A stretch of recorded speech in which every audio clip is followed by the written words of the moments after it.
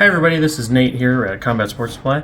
Today I'm here with the G&G Lee Enfield No. 4 Mark 1, or the LE4 as G&G calls it.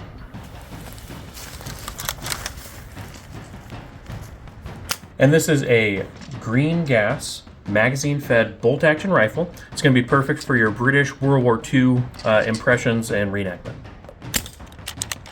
Today we're going over the real wood version. There is a fake wood version, a faux wood. The only difference is the stock material. And honestly, the only reason to go with the faux wood one is for our price conscious customers.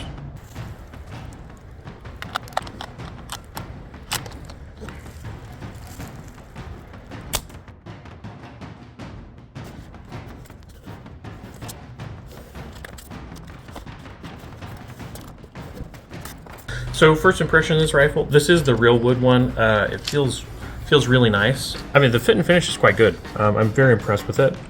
G&G has some good quality stuff, but this feels like one of their more like sturdy rifles just out of the box. All right, let's take a deeper look at it, what exactly we get in the box. So starting over here, this is an external magazine. This is detachable just like on the real one, but generally speaking, you'll have it in the gun. This is a crazy speed loader. We'll get into how to use that here in just a few. It does come with 3 of these. I opened this up. These are the internal magazines. So this is what the BBs will actually go into and how you'll load the gun. And then we have our documentation here. So we've got our owner's manual and then some other lovely stuff, a little poster from G&G.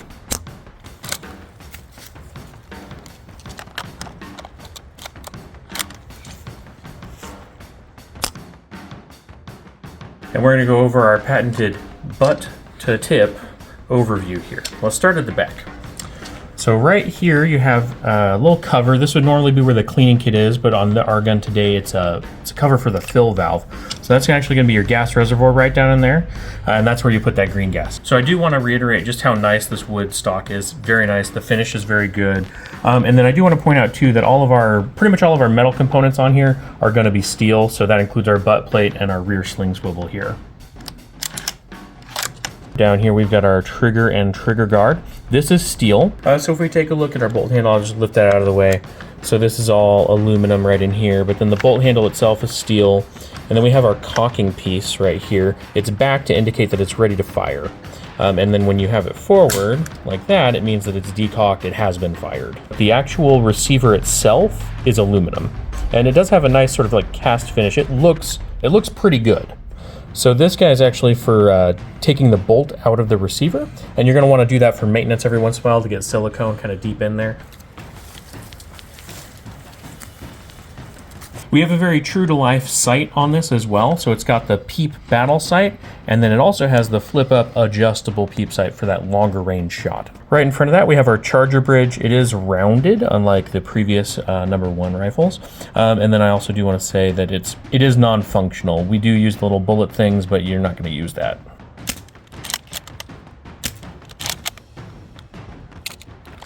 And then perhaps the most important part of any gun, our safety. So on this guy, it's kind of a long throw lever here. So this is fire, and then this is going to be safe. All right, we've gotten to the fun part. This is, like I said, our external magazine. We're going to pop that bad boy in there. And it does sort of attach just like a regular box mag, if you will. You can actually eject it by pressing this button right down here. Keep watching. We're going to show you how to load these and put them in the gun here in just a bit. All right, then moving forward to that receiver, we have our long top hand guard here, our long stock as well. We come down to our front sling swivel, and this, once again, all steel. We've got our front band, also steel, our sort of muzzle cap area, and then our front sight, also very true to life, very cool that way. And then again, steel outer barrel out here. This is set up to take that cool pig sticker style of bayonet, the spike bayonet that these were issued. Unfortunately, there's none available right now.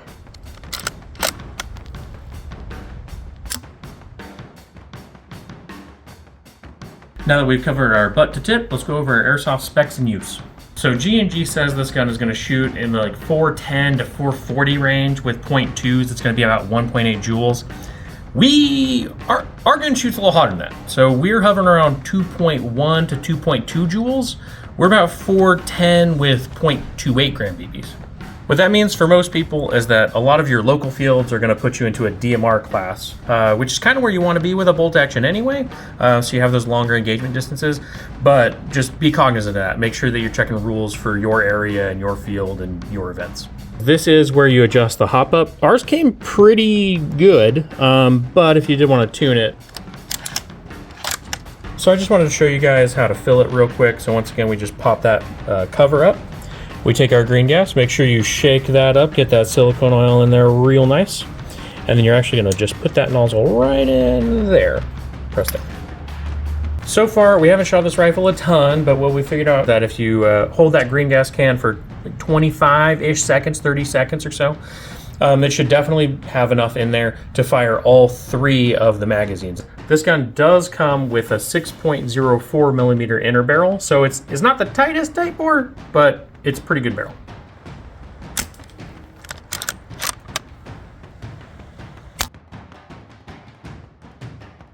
All right, it's the time we've all been waiting for. I'm gonna show you how to load this, but to load this, we have to load the speed loader, which is a little bit of a process. Let's jump in. So when it ships, when I pull it out of the package, this is what it looked like. Ignore the BBs in there. But the way to get the BBs in there is you have to pop this up. You'll notice there's a little tab on here. So that you have to pull that out of the way to get BBs in there. So if you did it one at a time, that would kind of suck. So what we found worked pretty well. So if you use your pistol speed loader and then just clicks right in, just like that, BBs will fall in, go into the little trough track right here. Once you got the BBs in there, just put that bad boy right in there like that. You might have to hold it here and then push on the black. It's kind of hard to see on camera there, but what we did is we pushed all those BBs into the magazine.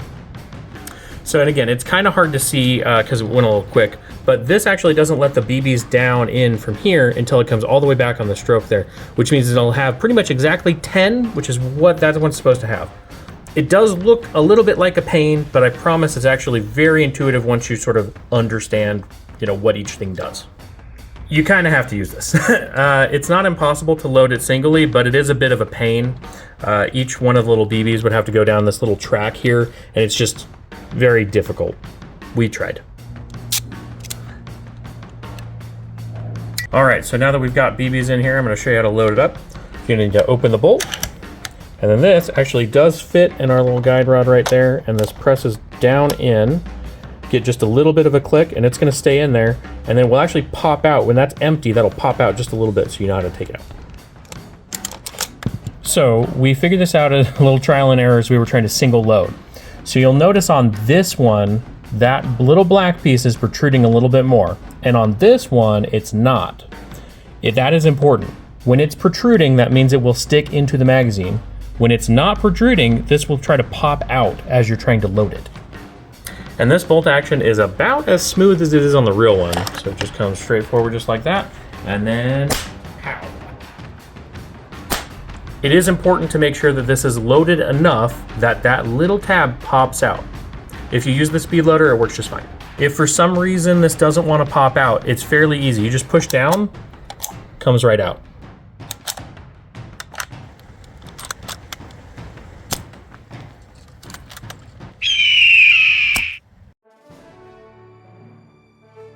All right, so some final thoughts for you guys. I really like this gun. I'm a bit of a World War II history buff. You might have seen some of my other videos like the M1 Garand. It's really well put together. The finish on the wood stock is awesome. The construction on the whole gas receiver and everything's very good. Overall, I highly recommend the gun. It's great. It's gonna be great for your British and Commonwealth World War II impressions and even kind of into the Cold War. It's an awesome gun. I really recommend it. Don't be a fool!